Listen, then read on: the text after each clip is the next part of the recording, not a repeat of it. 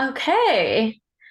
Hello, everyone. Welcome to another episode of Love, Sex, and Pleasure with me, Anne. And we have a special guest here today, Rae Halder. And I'm going to give the intro from my perspective of you, and then I'll let you introduce yourself I as love it. well. But just, straight out of the gate, Ray was my coach while I was going through my depression and is just both a peer, a friend, an absolutely amazing trauma resolution practitioner. I am picky as hell about the people that I work with. And, I really reached out to her to hold me during, one of the most important chapters of my life, one of the most difficult ones. And it was just such a blessing to get to receive her medicine, your medicine. And and I also wanted to bring her onto the podcast to share her genius, to share particularly around the freeze response. Mhm. And the reason I think the freeze response is so important to talk about is because it is that formal somatic nervous system term for what keeps us stuck or what keeps us from not being able to live or love or show up or create in the ways that we really want to. And that can also be a state where you feel like you're in disconnect from what you know your fullest potential and the possibilities for your life are. And that can be a place of so much shame and so much disconnection from yourself. And so, this podcast episode, I think, will be really, really great for you if you want to learn more about the ways that we can dissociate or freeze or numb out, and to hear from someone that I trust with like every part of me, to be someone who has just amazing wisdom, amazing guidance on how to move through this. And something that you definitely held for me during our work can help to direct us towards the possibilities, towards the actual way out of some of the situations that sometimes might feel impossible in our lives to move through. And you just do that so brilliantly. So that's my riff about you.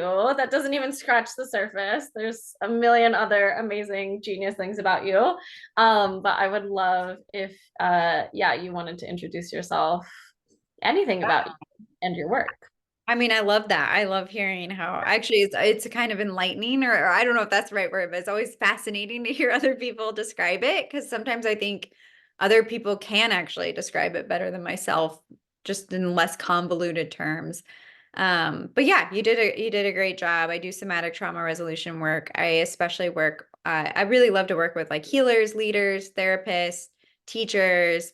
I also do a lot of sexuality work too. So people who are like shining bright or like have shined bright or like feel like they have this purpose or this passion or this like desire in the world and then like hit some rough spots or go through a massive identity shift or fall into a depression or have tons of anxiety or maybe just get to this point where they're like, wow, this feels so out of alignment. I don't know what the heck happened. Like, how did I get here? Like, how did I end up here? And usually it's like through kind of over performance or overachieving or, um, like really like push energy in a system that finally goes into like a collapse because it's like, you can't keep pushing me. Like there's a breaking point. And it's really weird because it's a definite underworld journey. Dark night of the soul type of experience, but like I love being with people there. Like I really love meeting them there. I love honoring them there. I love like giving them hope there. Like it just doesn't scare me at all. It's a it's a weird thing. I'm like, yeah, okay, let's go there. Let's go down to that underworld place and hang out. Yes, and that's why I love you. And I just want to add to that, for the people that are listening, I think a lot of people that listen to my podcast or in my world, even if you're not like a therapist or a healer, I think that to be a powerful woman, period, and someone who is wanting to live life maybe the unconventional way, or you just feel this streak to like break paradigms of of the way we are, whether it's like breaking through patriarchy or societal conditioning around intimacy or pleasure or love or whatnot, like you are inherently a leader when you choose Mhm. to go that path. And 100. a lot of the people that I work with are, high functioning in societal, like capitalist terms, really intelligent, really powerful. And yeah, I've seen so many of them go through that, like, oh my God, I've pushed through all the ceilings. I'm successful on the outside. And then there's a lot of them, there's the inevitable, like, but wait, hold on, all of the things that maybe we had to sacrifice or push through to get there, or having the experience of like, I've gotten quote unquote there, wherever we imagine some sort of like pinnacle to be, and looking around and being like, wait, this isn't like what I thought it was going to be. Like, for me, it was that like building the coaching business, or quitting my job and being on my own, and then being like, wait, like there's great things about this, but whoa, there's so much that came with it that I wasn't expecting.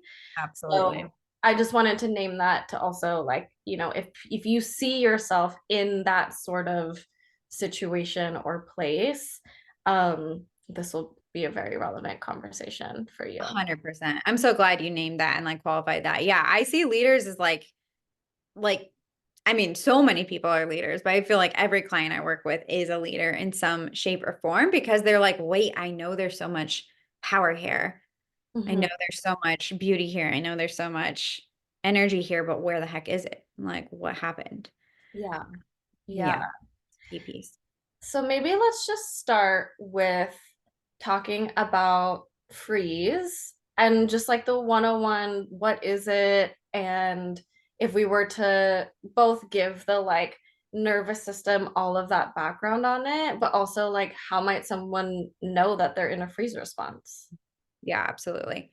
So a freeze is a threat response. So a lot of people think of like fight or flight as a threat response, and that's sort of common terminology. I guess I'm kind of assuming that maybe some people have at least heard some of these terms like fight or flight. So Hmm. fight or flight is like, okay, it's a sympathetic response. It's like I am going into action.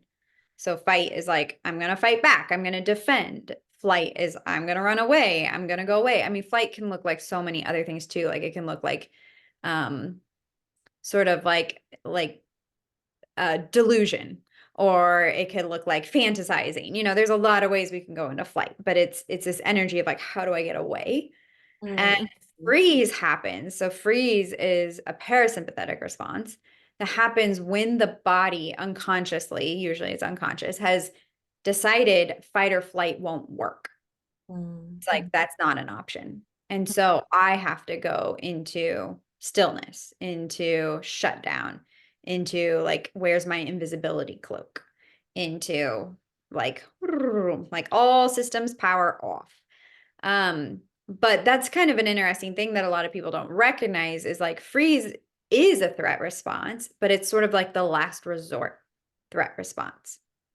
So Hmm. freeze can happen in acute situations, like this one time thing happened to me, like often freeze. I mean, I always feel tender like talking about like actual specific trauma, but like in sexual violence, like this happens a lot where Hmm. it's like the system decides, oh, I can't fight, I can't flight here because there's so many patriarchal reasons why. So I'm just gonna dissociate. Like I'm gonna go to numbness. And then it's so crappy because people are like, can I cuss on this? I was gonna say Yeah. shit. Oh my God, absolutely. Yes. Wait, maybe I should temper myself. Yeah, like it's so shitty because people, challenge people in that way. Well, why didn't you fight back? It's like, because you freaking couldn't do it. Like your system couldn't do it. It went into the threat response that it thought was most successful in that moment. So the Mm, body decided, I will just dissociate. I will just leave my body. I will just pretend that I'm not here. And that will be the most successful option of survival in this moment. mm, And then this can happen more on a chronic level. So that's like an acute experience. A chronic level is more when the body has been put through high intensity activation for a long time. So if we're an overachiever type of person that is playing that out in a hyper response kind of way, like in an activated sympathetic nervous system kind of way, whether that's because we have like our worthiness is completely tied up in how much we achieve or, what our life looks like or keeping up with the Joneses or like whatever these, things are, we're actually unknowingly like in a sympathetic response that whole time. And Mhm. there comes a point in time where the body's just like, I literally can't keep doing this. Like, it's impossible. Like, I can't maintain that energy, which then will collapse into a freeze response, more of this parasympathetic response. But then what happens is so we could just collapse into that and, oh, suddenly I'm depressed, or maybe even not suddenly, oh, over the past year I've gotten depressed, whatever it may be. But also then sometimes people play out what's called a syndromal response where they start bouncing between the two. And that's where you get these patterns of like great push, great output, great success. Oh wow, I just made, 50K and now I can't get off my couch for the next 4 months. And then I come back and oh wow, look at me, look at me. Now I don't ever want to see anyone again ever maybe. And it's like that or it could play out on much smaller scales, but it's this sort of moving between the two or even playing out both simultaneously. So I could have sympathetic activation in one area of my life, like maybe I'm like in fight or flight around romantic relationships, but I'm in freeze around my business. Like there can be different ways in which our system is playing it out in different areas. Yeah, yeah. And um yeah, I love that you just explained all the different ways that it can be. And I think if we were to maybe think about how this might look like in someone's life, maybe if we were to even talk more about the sexuality and intimacy piece, Yeah. you brought up sexual violence or sexual trauma, which is a very real thing. And, unfortunately, I feel like the majority of people that we work with have experienced it in some way, shape, or form. But I just wanted to give some other examples, and feel free to also share of like what that Yeah. might look like. Like one thing that came to me, something I work with people in is like dating and intimacy, where I feel like it can be like, oh my God, I go out and I date and I'm super, super seen. Oh my God, I like don't, I was so out there and it didn't work out. I'm gonna not date for who knows how long. And then like you go back out again and then you hide again, right? I can absolutely see that. And then just long term kind of shut down in the body of, I think so many of us are have this expectation to perform in a certain way sexually. I think the trope of sensuality and sexuality as like a sexual, alive person in our society is very like, I'm on and I'm performing. And it's that hyper, right? The sort of like, okay, I'm gonna be out, out, out. And then it's like, oh my God, but that over time, it's like, that's not actually what's true to me. It's this sort of betrayal of the self where then it's just like, and then I show that less and less and less. Or Mm. just it never really feeling safe to come out because of like the societal stories. And so it just goes like into hiding. And then I think in a deep freeze, that's when some people can be like, well, I'm just not a sexual person, or I don't consider myself a sensual person. I have no access to it. Um, Mhm. and I love how you framed the compassion of it was the most successful survival response in that moment. And Mhm. so, yeah, I would love if you have other examples, and maybe like elaborating on that compassion piece, because I think that's so important. Yeah, it totally is. I loved your examples. Those were so good.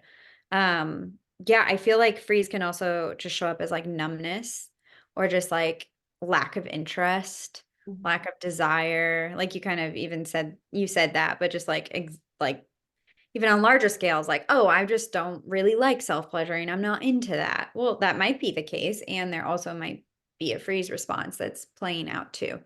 Um, also feel like boundaries. like hypo boundaries, not having boundaries, not knowing what you want, not being able to name what you want, like feeling really uncomfortable asking for a particular thing or a particular way, even like maybe feeling uncomfortable being like, hey, could we go slower? Or could we, not have this kind of touch, but have this kind of touch? Like any kind of discomfort around expression or around boundaries or around naming needs is generally more of a freeze response. It's like this hypo response. There also can be like a big combination of freeze and like fawning showing up too together. So fawning, what I mean by that is like one way of looking at it is like people pleasing or appeasing. So that kind of like going along with what someone else wants, not even recognizing that it's not what you want. Mhm.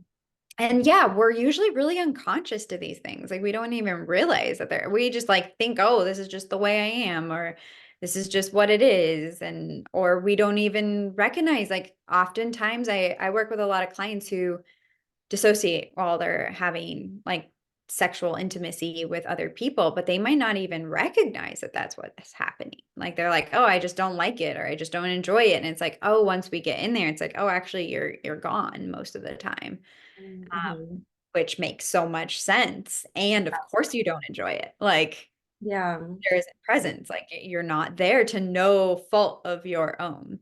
Mhm. Um, and so, Yeah. yeah, that leads to that compassion piece. And that's like the biggest thing that I'm really into in this work is like, yes, giving people the language, the literacy, the understanding. How does this work in my system?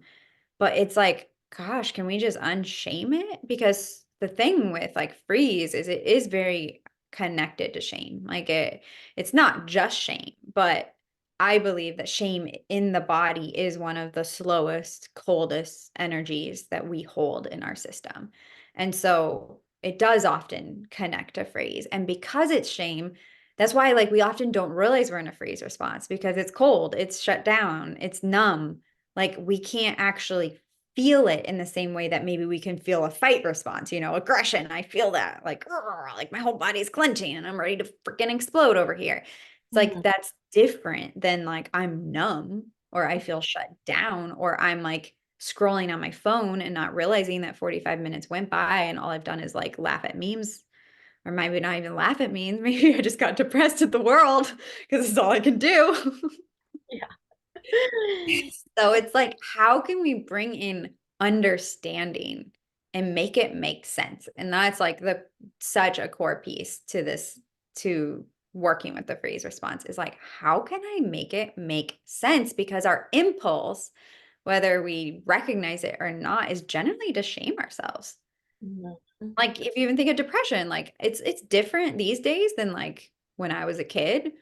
But there's still so much shame around depression. It's like, oh, there's something wrong with me. I did something wrong. Like, I shouldn't be feeling this way. You know, I should be who I was 2 years ago. There's something wrong with this. Yeah. Yeah.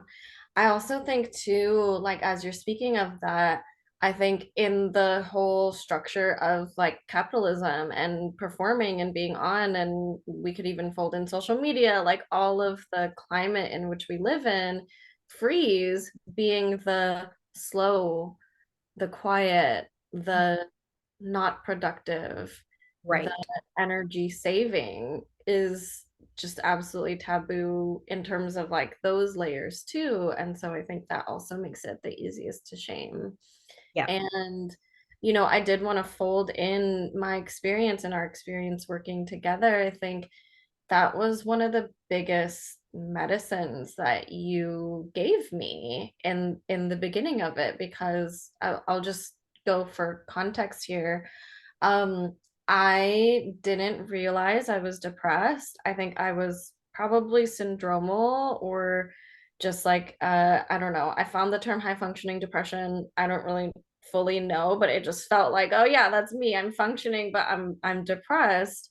And there really was, it was devastating because I was someone who was high functioning, high achieving. At that point, I was in the chapter of my life where I was building an over six-figure business. I was living out my greatest passion. I was the pleasure queen and self-pleasuring and dancing on the internet and like all of that, just like so much high output. And I think some people might relate to the word burnout because I think that's also like a more common term for like a free state.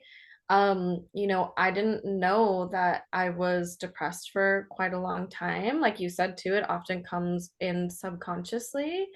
And by the time that I was in there, I was like, whoa, what the hell? I don't even recognize who I am. I don't know who I am. I've never felt in this place before.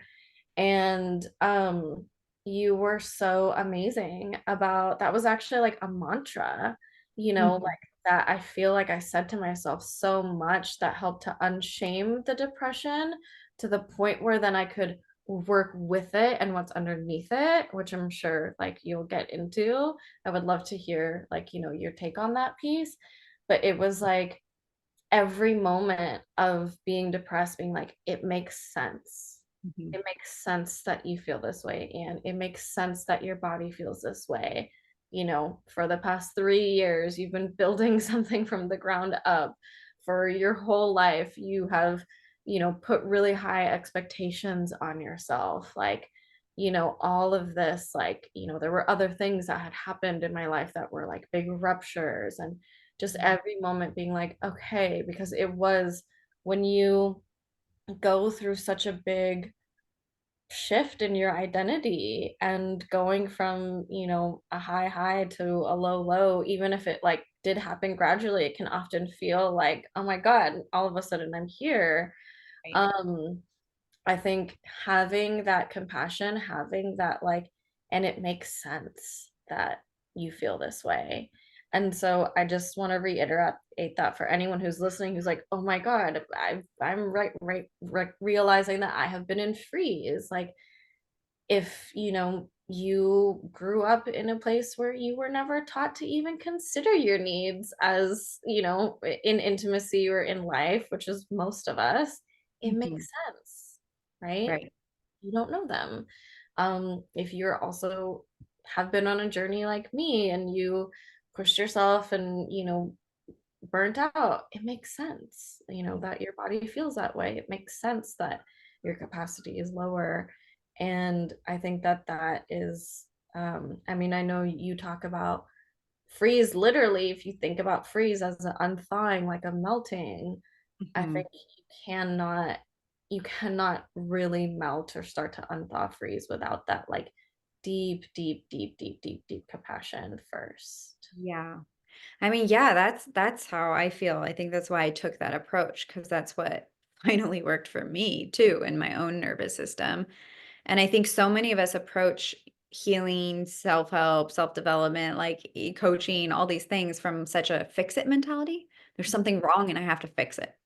Which Mhm. makes sense. Even that makes sense. Like, of course I approach it that way. I mean, I'm the first to raise my hand there. Like, absolutely. When I feel off, I'm like, what's happening and how do I fix it? That's like my go-to response. But it's like that response is inherently shaming to it itself because it's still saying, but there's something wrong with me. Like, I'm Mhm. doing something wrong or this is bad. And that's not to say we don't want to, it's totally understandable to want to get out of the freeze response. Of course, we want to get out of the freeze response. It's not very fun living there.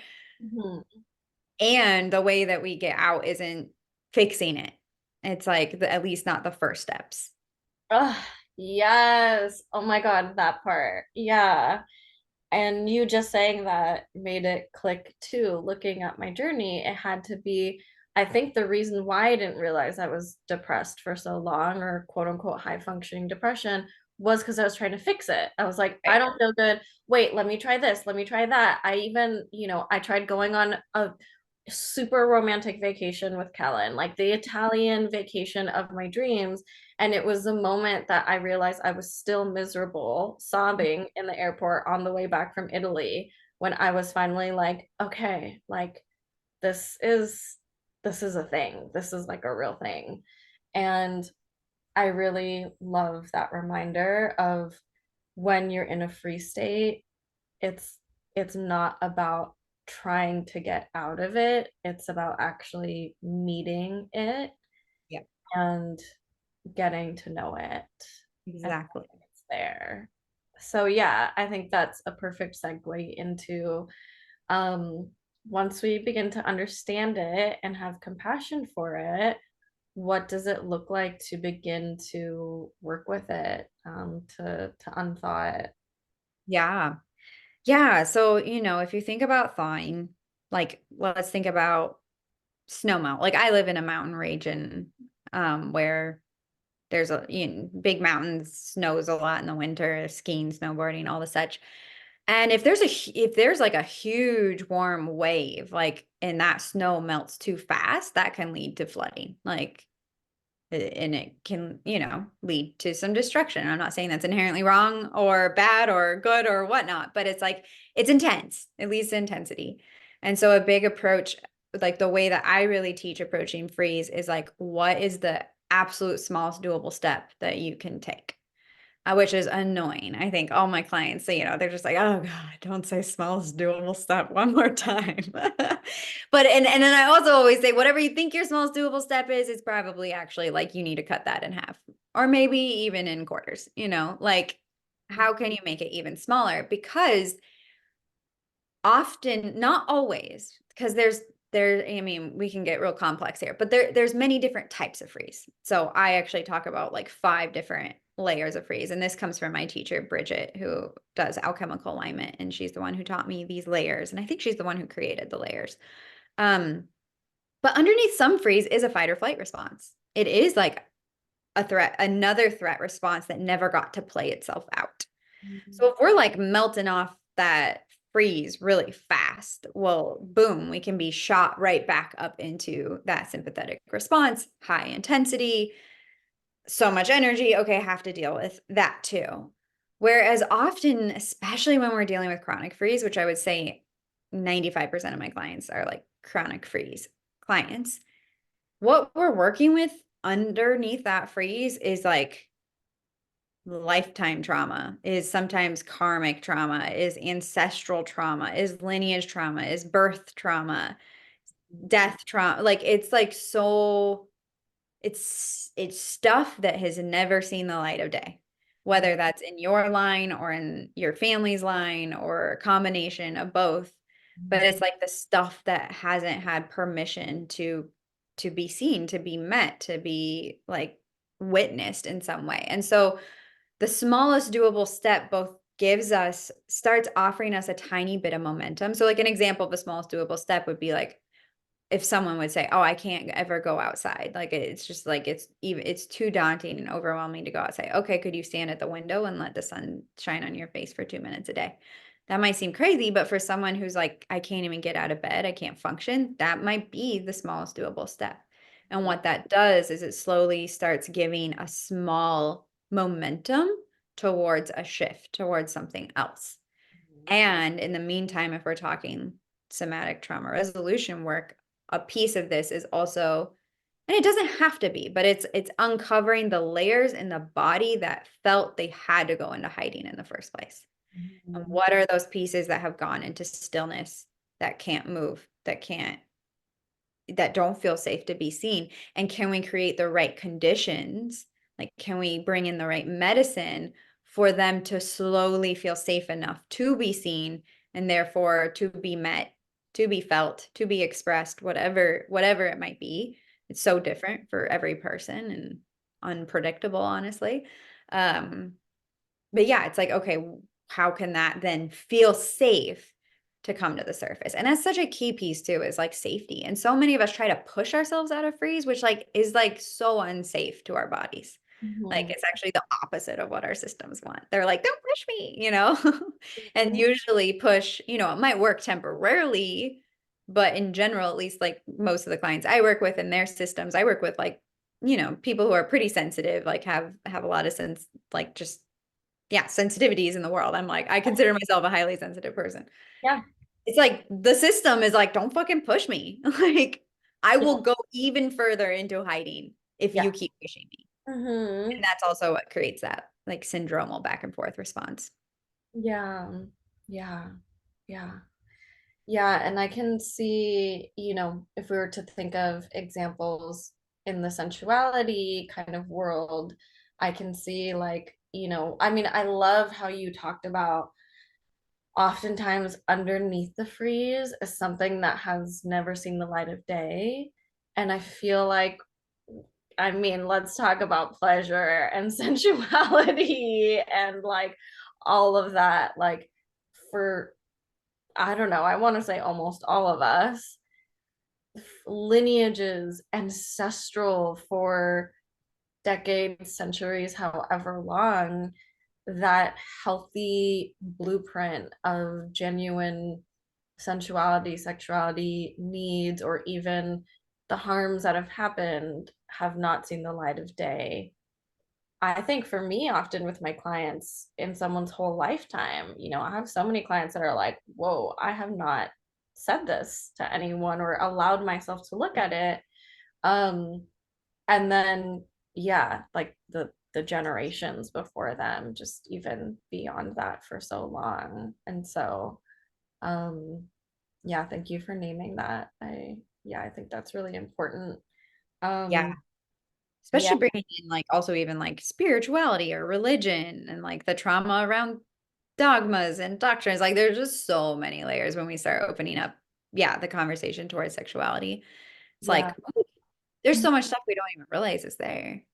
yeah, yeah, absolutely. And I think something that you helped me with, a frame that I also, I think just having done, a significant amount of healing work before I fell into my major depression, that I wanted to give to people who are listening.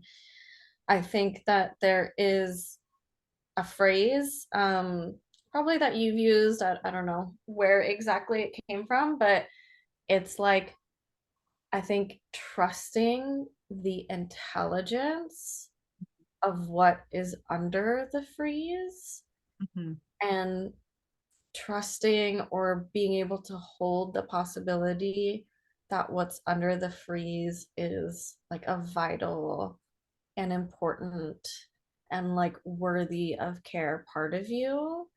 I'm Mhm. almost imagining it as, because so many people don't want to touch freeze, right? They might even hear this and be like, Mitch, are you fucking kidding me? Like, you're going to tell me I'm going to thaw this slowly and then I'm going to find something that I have maybe never. But let me tell you something. When it's like going on the most like sacred in, I think, this very taboo, like alternative way. Like, I imagine it like you're digging through.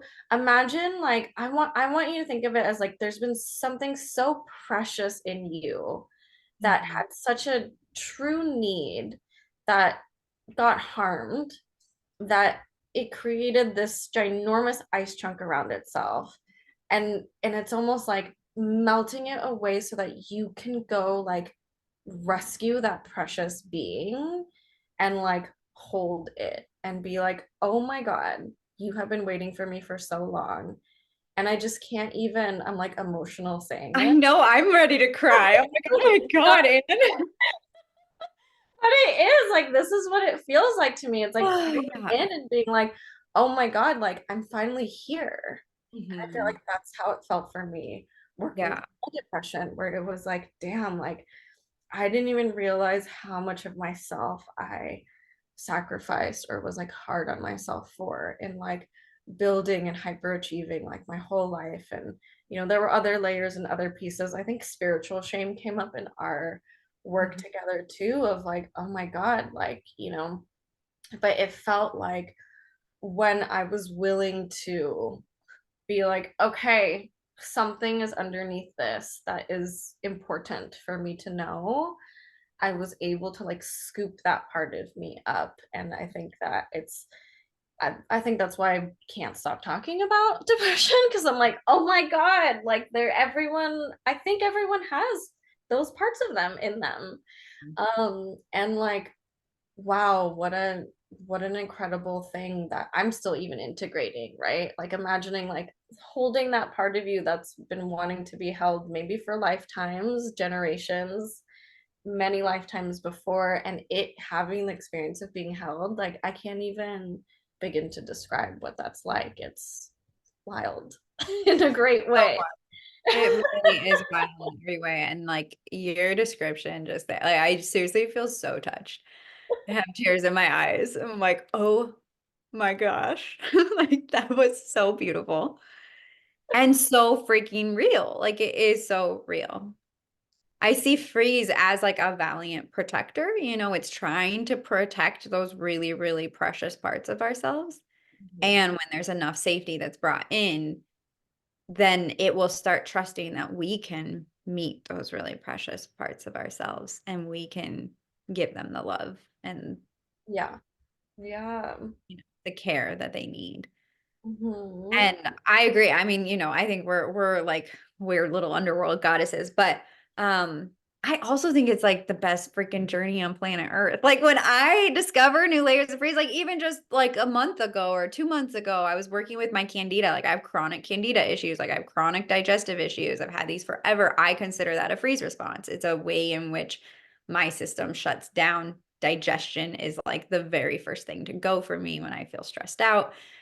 Mhm. And, I was working with, like, these layers of candida, and I was like, "Oh gosh," like, shame feeds the candida. Like, it's a direct feeding, and, like, I was pulling out layers of, like, my father's lineage line and, like, all these little bits and pieces, but, maybe that does sound scary, but for me, it was like a relief. It was just like, "Oh, Mhm. oh," like, it makes so much more sense and I can hold it now and I can see it and I can honor it and I can witness it and I can also differentiate from it and be like, "Yo, family, I don't want to be the carrier of this shit anymore.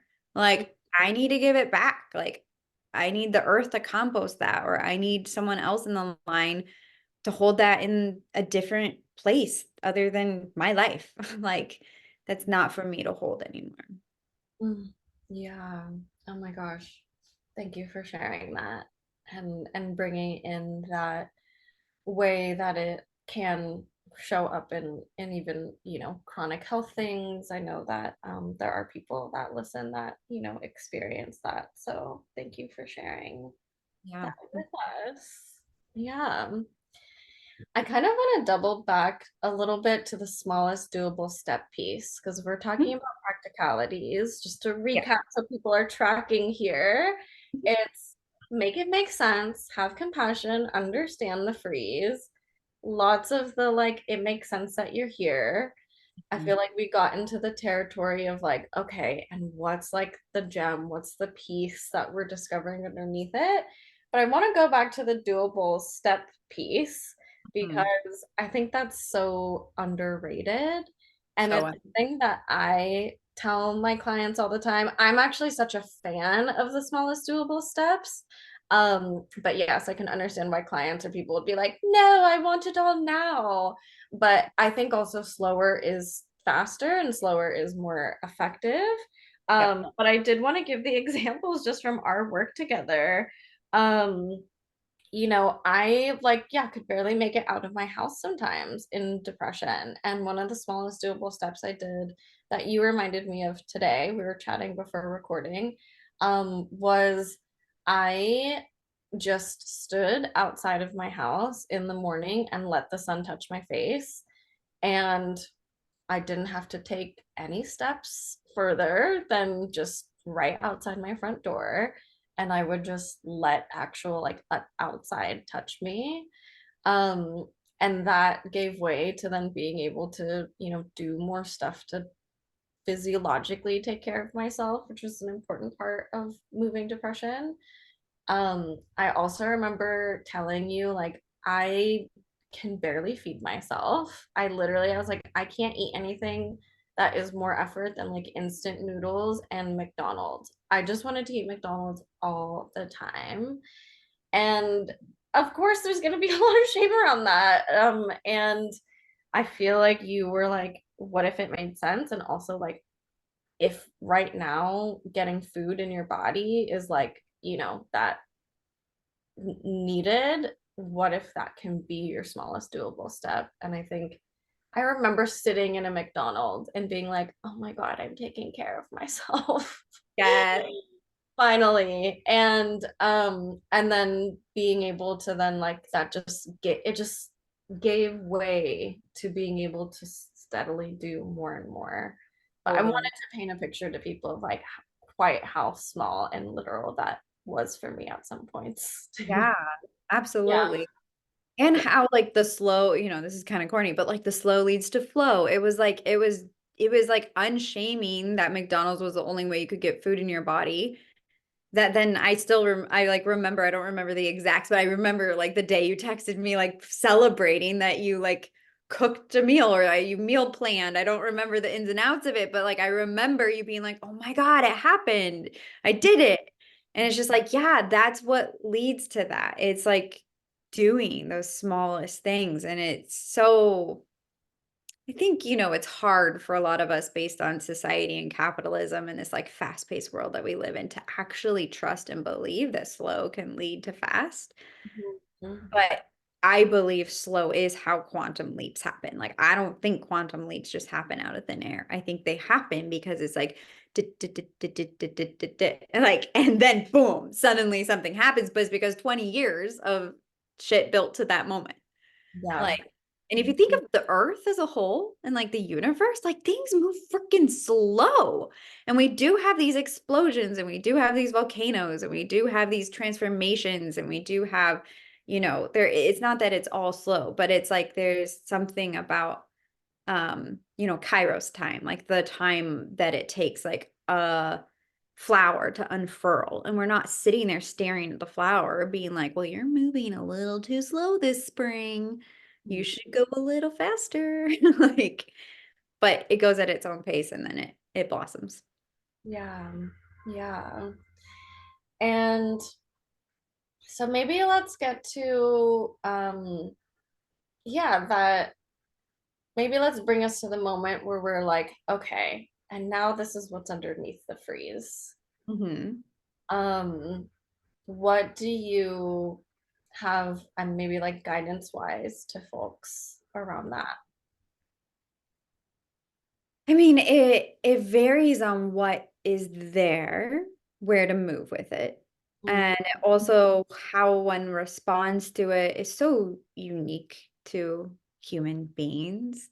I yeah. think this is, I think this is sometimes why I feel like, gosh, it's annoying to describe my work because I always say like my work is client led, meaning I'm attuning to my client's system Yeah. and what medicine works for them. So if someone's super kinesthetic, great, we'll go in the body, we'll do these pieces. If someone's more mental, we might actually parse it out. Oh, what part of you is this? Like, what Mm, is that part of you speaking? How is it interacting with you? But it's really like, okay, if I meet this energy, and then I attune to the energy and then I notice what kind of energy is it bringing towards me, then I know how to respond to it.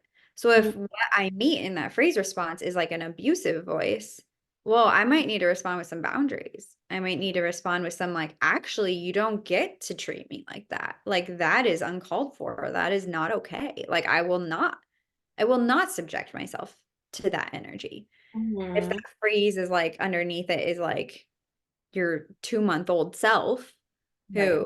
who, had emotional abandonment and neglect, well, that needs a totally different kind of energy and a different kind of care and a different kind of tenderness. Yeah. Regardless of like what is there, the biggest piece is like, can I stabilize my system enough? Can I ground myself? It doesn't even have to be defined as safety, though it could be. Like, is there enough trust here? Is there enough safety here? Is there enough access to things with stronger roots than maybe I feel in myself? Mhm. Mhm. Is there enough supports? Are there enough guides? And I mean this both on like ethereal, mystical realms and like tangible, practical realms to create a space where I can meet that thing and Mhm. that there can be enough stability to alchemize that energy, whatever it is. And if there's not enough stability, okay, can I dance in and out of it? Can I touch that thing and be like, "Ooh, that feels too scary. Great. Let's stabilize. Let's find those resources. Let's find those layers of support that can really build you up, that can really stabilize your system so then you can go back in and touch that scary thing again." Yeah. Yeah. Can you talk about that simultaneously going in and then maybe taking a little side route, in, in nervous system work, it's called titration, meaning again, a little bit at a time. Yeah. Um, but how might someone, like, can you talk a little bit more about that stabilization Yeah. work that can be done simultaneously? Because I think that's a very like practical and yeah, good piece to touch on. Absolutely. Yeah, so like yeah, there's titration where it's like little bits is like I always think of like a little dropper, like a medicine dropper, like dropping a chemical into another chemical and it's like you don't want to dump it in there or it'll explode. So it's like, okay, can I add a little bit of stimulation? Can I add a little bit more? That was not a if there's any science folk out there, that wasn't technical explanation. But it's the Ray version. And then there's like pendulation where it's like, oh, can I swing into it? And then can I swing myself out of it? Like, is there some flexibility and is there some like both and in this area? And so I'll give an example. Like if I'm working with a client and they're getting to something underneath the freeze that then is, the freeze is cold, but there's something under the freeze is really hot. Mhm. And it's like clearly like their energy is really revving up and maybe they're getting really in it and overwhelmed and whatever it might be. Okay, can we just stop and pause? Can you notice the chair underneath your body? Mhm. Yeah. Can you look at the walls in your space? Does anything around you feel stable? Or can you feel your ancestors who have your back right now? Can Mhm. you feel the wide base of the mountain and like the eons and eons of support that those mountains have and like allow that to come into the space. So it's like, okay, if things are it's not bypassing the hard things. It's Yeah. like, wait, this is a hard thing. Can we bring in more support for the hard thing? Mhm. Yeah. Yeah. I think, yeah, thank you for naming the pendulation, the being able to go back and forth. I think ways that I can see this, like with my clients or like in sensuality or sexuality, is like, we might hit a pocket that's like, oh, wow, there's this whole story from my religion that, sex is bad and all of this. Um, can we look at places where your sensuality is and can be relatively safe? Can Mm. we, um, can we look at, even so for a lot of my clients, they're like in a very healthy relationship with someone who's like, yeah, I'm willing to like be here with you, but from their past stuff it's there and that's what we're uncovering, right? Can we resource a little bit in like the fact that your partner is like, hey, I'm willing to work with you here? Or even sometimes I'll say, even if it's not all of society and not all of the world is going to celebrate a super sexually empowered woman, in your room in these four walls, right? Like, can it be safe for you to express some of your sensuality in safety? So, and then I know for me, when I was going through it in my depression, it was like, okay, I'm uncovering all these things that are like, whew, I haven't looked at. And even still in my depressed state, like, can I stabilize? I got really into watching films and movies while Mhm. I was depressed. And for a while, I was like, oh, I can't do anything but watch movies. But then I started to see it as a stabilizing resource of like my artist self, my creative self, that pleasure self of me is still alive, even if she's just only able to really like lay on the couch. Maybe I'm not like gyrating my hips and dancing and like how I used to, but like there's still ooh this little part of me that like quivers and quakes at just a film. Uh-huh. So just some other examples for folks Yeah. there too. Totally. I love that so much. Yeah, I think we can often like shame the things that we need to soothe. And when Mhm. it's like, no, actually soothe and distract is a valid tool to Mhm. use towards nervous system dynamics that are coming up in our systems. Maybe we don't always go that direction. Like it can turn into I don't know what we want to say, overindulgence or something. That Yeah. has a little bit of shaming around it. I don't even want to shame it, but you know, it can turn into habit or into like, I can't Yeah. get, but it was the same for me when I was recovering from an abusive relationship. I was like in it thick and I got super freaking obsessed with reading books. Like I spent an entire winter like working, cuddling my cats, going snowboarding and reading romantasy books. I think I read like 52 books in 4 months or something like Oh that. my God. I never knew it was that many. It And you, was that many. yeah. I was in deep. Oh my God.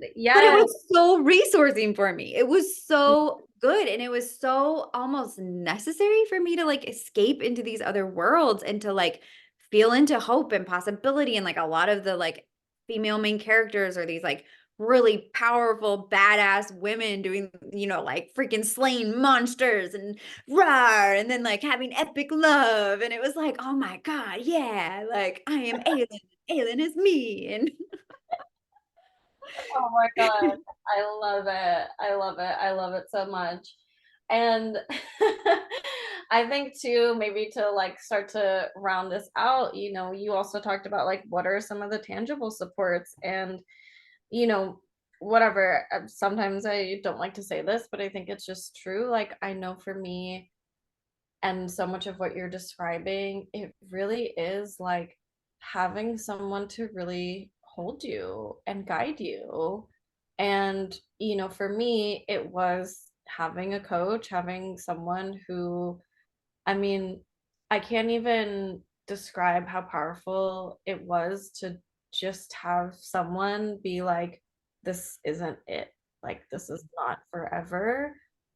There is possibility, like you won't be here forever, and like we'll sit here and be with it for as long as we need, trusting that we unthaw enough, whatever else will emerge. And I think, obviously that's something that costs money and is an investment. I think for anyone listening, people who do work somatically, therapists in your area that are listed with like, I don't know, EMDR, some sort of body based trauma resolution is a great resource.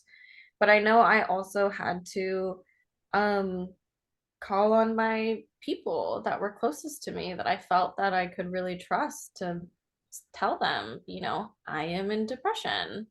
And to like have that as a stabilizing force around me. And I know that can be so hard because in freeze you might want to isolate or there is that shaming, um but I think that, I don't know, if even just hearing this makes someone a little more courageous to call in those supports and to yeah, to build that around them. I'm curious like what you have to say about that when it's like, okay, then I do want to go on the journey. um yeah, what does like building up those supports in that process look like? Yeah, I mean, I do think just telling someone is so huge. It's true. Like a lot, depression is very much connected with isolation and like, you know, pulling yourself away. I know when I don't feel great, like my first impulse isn't like tell everyone. Like, why would I want to tell everyone that I'm miserable?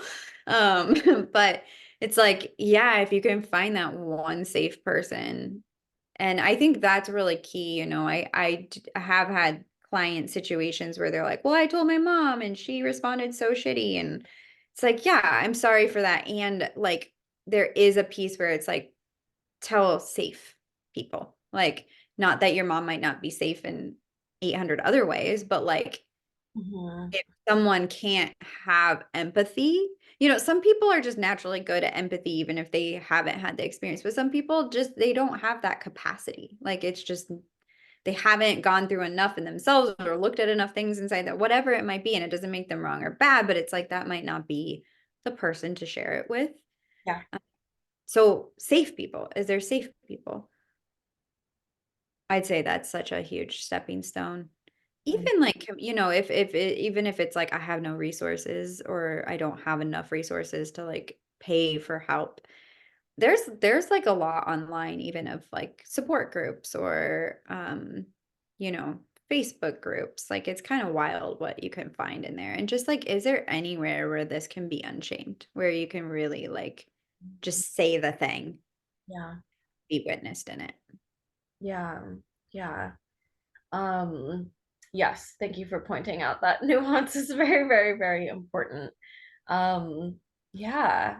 And I would love to just know, like, for anyone, I mean, I recommend working with you like 1,000%. Anyone who's listening to this is like, oh my God, would love for someone who loves being in the underworld. Like definitely all of your like Instagram, your website, everything will be linked here. But yeah, like how can folks uh learn more from you, work with you, receive from you? Yeah. Um, yeah, if you could share more about that. Absolutely. Well, if anyone wants like something on the lower end, like resource level, I have a workshop called Why We Freeze, and that's $15.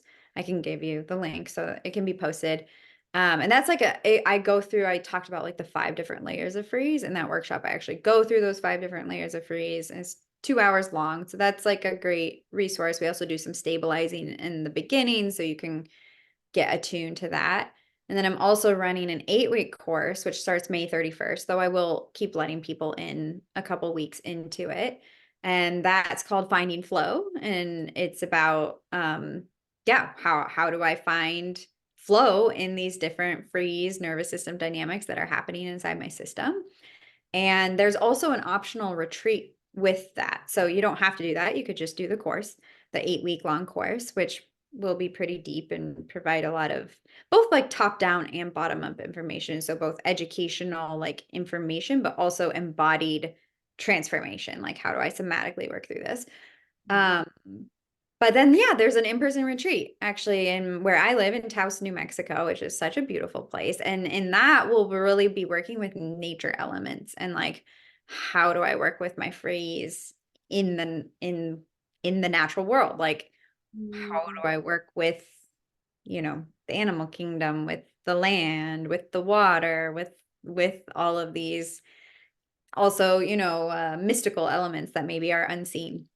mhm. And I'm really excited for that, and I think it'll be a really nourishing way if someone's in, a space where they're like, "Okay, I'm not frozen enough that I can Mhm. travel my way to New Mexico."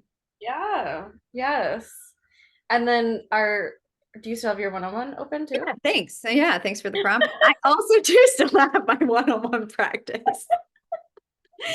Yeah, so I do, and even right now, I do have a couple one-on-one spots open, and so I'm taking new clients, and usually I work with people for a minimum of 6 months, and it's usually in a program container, and so we'll design, based on your intake and what you share with me, we'll design a map, meaning it's very well, you do the similar work, but it's like similar it's a very open-ended map. There's no right way to get to where we're going, but just sort of this idea, okay, these are the things we're working on. This is where we're going. And yeah, love working with people in that way. Hey, well, thank you so much for sharing your wisdom. I'm so grateful humans like you exist in the world that love to go into the depths of the underworld. And I do think that this is sort of the side of healing that can sometimes feel like non-sexy, but I think can be just one of the most powerful journeys one can ever go on. I also am not quite sure that it's even avoidable. I think it's like an inevitable piece if you're like really going into a Yeah. healing journey, and I don't see people talking about freeze as like just as thoroughly as you do. And yeah, I would highly recommend. I know for me, I'm the kind of person that learning about the mechanics and the why and like all of the stuff behind it helps so much for that compassion and for that like, oh, it makes sense. And so I highly recommend people to, if you're like, oh yeah, like I want to stop unshaming myself, that education piece and learning, hopefully today was like a really big one, but continuing to, because I think you put out just amazing resources, continuing to follow you would be a really, really great way to do that too. So thank you Yeah, for definitely. sharing so generously with us. Yeah, thank you for inviting me into it. It was so Yeah. beautiful to be here with you in this space, and also just to even see your own journey too, of like Yeah, how you thought out that depression. I know. We're recording a podcast. I didn't even think this day would come. So Right? I regularly send Ray update voice notes of like, oh my God. I think I was like at the gym and I was like, I'm Uh-huh. working out and also cooking my meals and like running my business again. And I'm like alive. And Mhm. it feels like I'm remembering us working. Like I just, send her celebrations all the time of like, I'm doing the things I didn't think that I would be able to do again. And such a gift. Yeah. All right. You'll find all the links in the show notes. And thank you. Hey.